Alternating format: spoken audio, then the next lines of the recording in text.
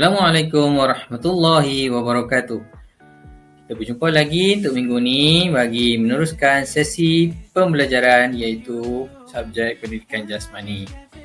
Kita akan masuk tajuk yang baru, gerak riang.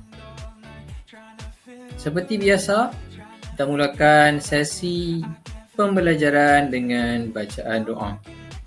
Bismillahirrahmanirrahim. Allahumma aftah alaina hikmataka wanshur alaina min khazaini rahmatika ya arhamar rahimin. Amin. Jom kita lihat objektif pembelajaran terlebih dahulu. Di akhir pembelajaran, murid-murid akan dapat melakukan penerokaan pergerakan haiwan. Yang kedua, murid-murid akan dapat mengaplikasikan pengetahuan konsep pergerakan dan prinsip mekanik bagi penerokaan pergerakan haiwan. Dan yang ketiga, murid-murid akan dapat mematuhi dan mengamalkan elemen pengurusan dan keselamatan. Jelas murid? Baik. Kriteria kejayaan untuk pembelajaran kita pada minggu ini ialah murid-murid akan berkebolehan merancang dan melakukan pergerakan haiwan mengikut tema dengan kreatif. Maksudnya, minggu ini kita akan belajar pergerakan haiwan. Kita akan tiru pergerakan haiwan yang ada. Jom kita mulakan pembelajaran kita untuk hari ini. So, murid-murid sila buka dah buku teks. Okay, tengok pada muka surat 33. Tajuk yang baru iaitu sarkas. Okay, murid-murid semua, kita akan belajar pergerakan haiwan pada hari ini. So, kita akan meniru pergerakan haiwan yang ada. Okay, tengok pada muka surat 34 dalam buku teks. Okay. So, dalam gambar tu adalah kelas. Okay. Kelas PJ di Padang.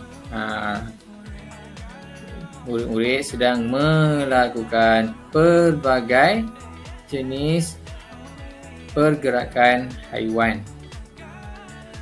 Dan guru melabelkan kawasan-kawasan tertentu dengan tidur, air dan makanan.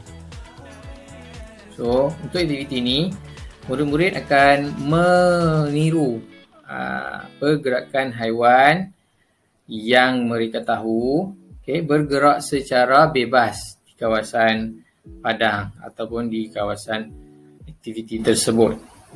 Kemudian, bila mereka mendengar arahan daripada guru, contohnya guru memberi arahan makanan, so murid-murid akan bergerak dengan menggunakan pergerakan haiwan tadi. Mereka akan bergerak ke kawasan yang diberi arahan tadi oleh cikgu. Kalau cikgu sebut air, so masih dalam pergerakan haiwan yang mereka buat, mereka akan bergerak, murid-murid akan bergerak ke kawasan yang cikgu sebut.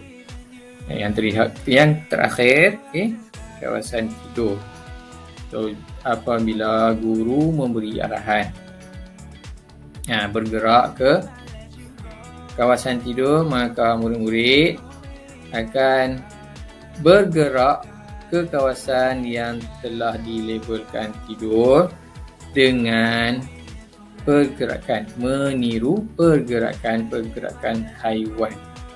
So, ada 4 pergerakan haiwan di sana. Murid yang memakai baju biru, dia meniru pergerakan haiwan apa?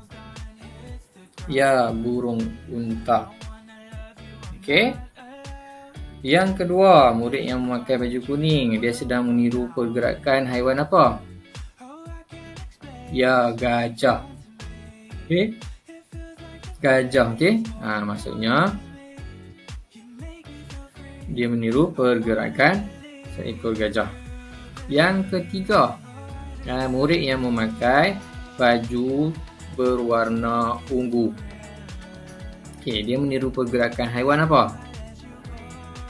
Ya, gorila. Okey, senang saja. Dan yang terakhir, murid yang memakai baju berwarna merah. Apakah gaya haiwan yang ditiru murid tersebut? Ya, dia meniru pergerakan burung sedang terbang. Okey, jelas murid?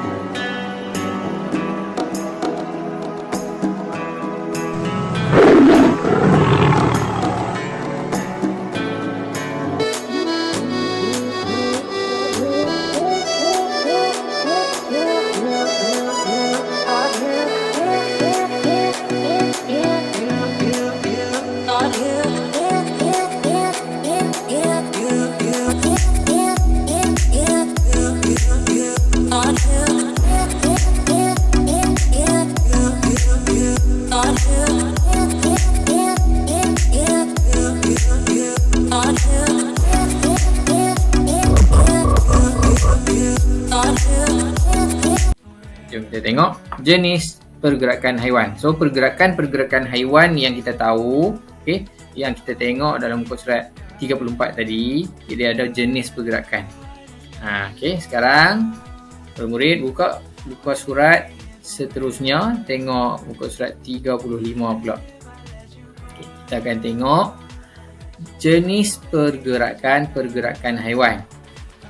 Dalam gambar rajah ni, okay, kamu tengok buku kamu, ada gambar yang sama, okay, menunjukkan Ali dan rakan-rakan sedang seronok bermain di taman permainan. Ali dan kawan-kawan dia bermain di taman permainan. Okay, ada yang sedang memanjat naik permainan tu, naik tinggi. Dia meniru seperti zirafah, kan? Sebab zirafah tinggi, lehernya panjang. Ada pula yang bergayut seperti orangutan. Siapa yang suka main monkey bar tu, dia bergayut macam orangutan lah. Okay. Manakala lagi dua orang sedang merangkak buaya dan memanjat tali. Okay. Yang seorang lagi memanjat tali seperti labah-labah. So, ke semua tadi, pergerakan yang ada tadi, dia ada jenis lah. Okay? Jenis pergerakan haiwan-haiwan tadi kita bagi kepada dua, iaitu mendatar dan menegak. Mendatar maksudnya haiwan yang rendah, dan melata di atas tanah. Contoh cikgu letak di sana, okay? Laba-laba, ular dan buaya. Manakala gorila, kuda dan zirafah pula merupakan haiwan dengan pergerakan jenis menegak kerana aras tinggi dan menegakkan badan semasa bergerak. So, basically Tajuk pembelajaran kita hari ini ialah melakukan pergerakan haiwan ataupun kita tiru pergerakan haiwan. Okay. So kita tengok tugasan minggu ni. Okay, tugasan minggu ni yang pertama cikgu nak kamu lakukan 3 pergerakan haiwan yang kamu tahu. Okey, kalau ikutkan, cikgu nak suruh kamu buat pergerakan haiwan selain yang cikgu dah tunjukkan dah dalam video ni. Tapi tak apa. Okey, terulang. Yang penting, tugasan kamu buat. Jelas? Okey, yang kedua, lakukan aktiviti tiru pergerakan haiwan di rumah masing-masing. Okay, boleh rujuk video yang cikgu bagi. Okay, ada video cikgu bagi tadi. So, tengok video tu, kamu boleh rujuk lah. Okay, lepas tu, rakam aksi pergerakan 3 haiwan yang kamu buat tadi. Dan hantarkan rakaman tugasan kamu dengan menggunakan link yang telah cikgu sediakan. Ada cikgu bagi arahan dalam grup WhatsApp dan Telegram kelas kamu. Tugasan yang kedua, kamu rancang pergerakan haiwan jenis yang berikut. Okey, tadi kamu tiru pergerakan haiwan sahaja. Apa-apa sahaja haiwan kamu boleh tiru.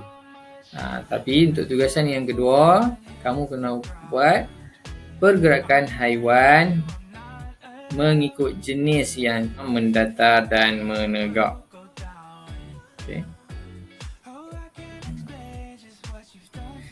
Okey, lakukan aktiviti pergerakan haiwan tadi di kawasan rumah ataupun kamu boleh buat di dalam rumah. Okey, terpulang pada kamu lah. Okay, boleh rujuk pada muka surat 35 dalam buku teks.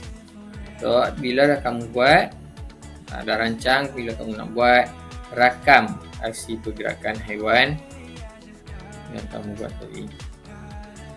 Dan hantarkan rakaman tugasan dengan menggunakan link yang telah cikgu sediakan, iaitu cikgu arahan yang cikgu masukkan dalam grup WhatsApp ataupun Telegram kelas kamu. Okey, jelas murid? So, sekian saja pembelajaran kita untuk minggu ni, iaitu subjek pendidikan jasmani. Okey, cikgu mohon kerjasama semua untuk mengikuti sesi pembelajaran dan menghantar semua tugasan yang cikgu bagi, termasuklah tugasan-tugasan yang lalu. So, itu saja. Sekian, terima kasih. Assalamualaikum.